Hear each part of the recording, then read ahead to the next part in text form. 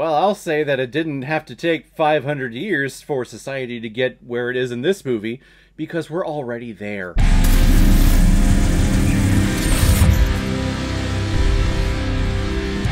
Idiocracy, released in 2006 and is directed by Mike Judge, who's also behind such films like Beavis and Butthead Do America, Office Space, Milton, and Extract. And this film is starring Luke Wilson, Maya Rudolph, Dax Shepard, and Terry Crews. And the reason why we're talking about Idiocracy today is because it was a PayPal recommendation and donation from one of my close and personal friends, especially at our place of employment, where we just suffer through everything, but we make each other laugh and make each other smile in all of that suffering. Leticia, thank you very much for your support.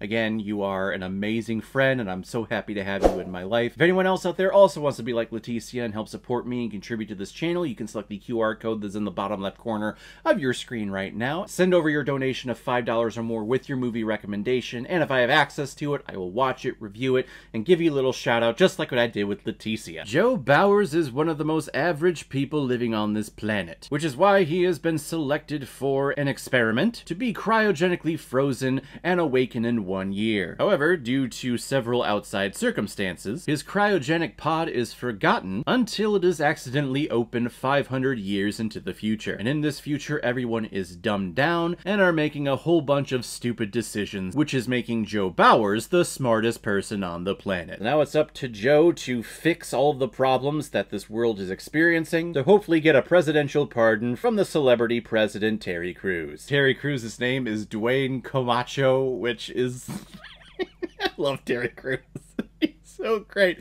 He's so great in this movie. And what a brilliant film this is. Mike Judge knows how to tap into society and make films as a mirror to society in reflection and as a commentary to where society is and where it's going. I think his film Office Space is one of the most intelligent and greatest comedies ever made, because you can tell that this guy gets it. He understands humanity and how society works and where society is going. This film came out in 2006, and from what I read, it did get a lot of positive reviews and positive word of mouth from people watching it back in 2006. But I don't think that people in 2006 realized just how smart and impactful this movie is. Now that I've watched this film for the first time almost 20 years later, this film is brilliant. How the society has moved in 5,000 years in the movie to just relying on technology to do all of the shit for them. That's where we're going. That's where we're at right now. Last couple of years, everyone's freaking out over AI and how it's taken away our jobs. I think that that whole argument and people being worried about that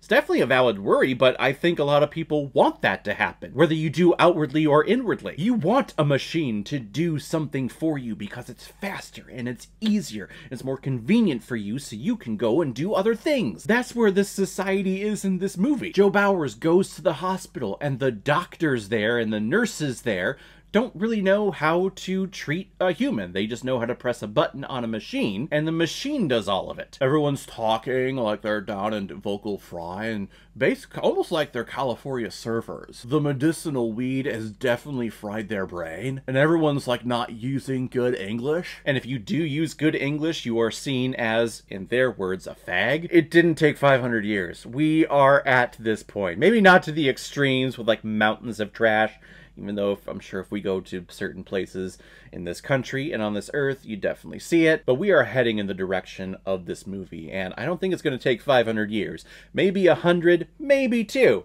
but yeah, this is going to happen. This movie, this world that it's creating is going to happen. The whole exchange about the Gatorade substance that they're pumping into the soil and how it just has electrolytes and that's what the body needs. That whole conversation with the White House Chief of Staff and Joe Bowers about like, yeah, but it's water. Why don't we just use water? And it's just going around in circle about how it just has electrolytes and that's what everyone needs. That's what plants need. That is how arguments happen today. People buy into one thing or to one person or to one concept or to one mindset, and if anyone brings in any outside information to refute said idea, it's just ignored.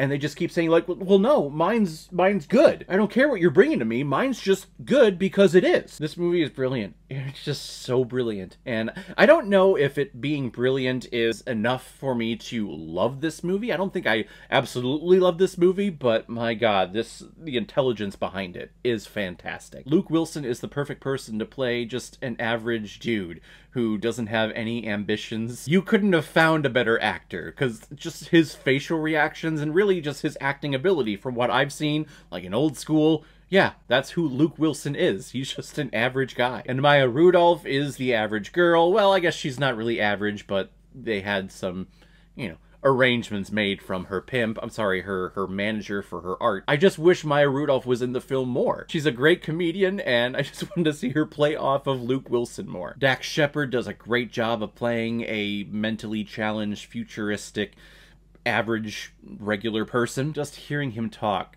pissed him off. The inflections, the cadences, the use of the English language that he had. Again, it's not going to take 500 years because people are talking like this shit now. Now, I do feel like the ending of this film is very rushed, and I feel that the monster truck rally that they had really was not worthy of the brilliance that these characters and this story was building up to.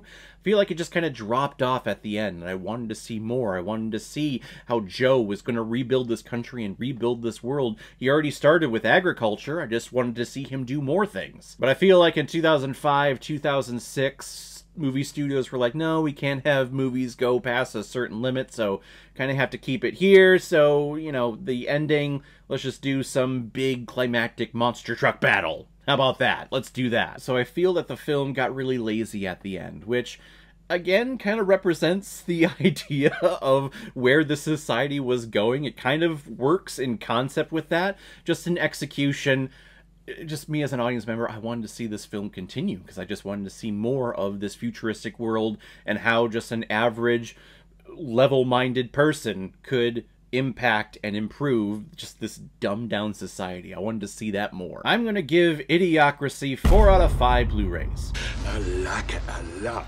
So guys, if you've seen Idiocracy, what did you think about it? Or if you've never seen it before and you stumbled across it because of this video, then comment below and let me know what you thought about it. And as always, if you like what you see here, if you like my take on movies, then hit the subscribe button and make sure you hit that bell so you'll know the next time I'm releasing my next movie review. So guys, I will see you next time on the channel, but in the meantime, be well, be good to each other, and go watch a movie. Take care, guys.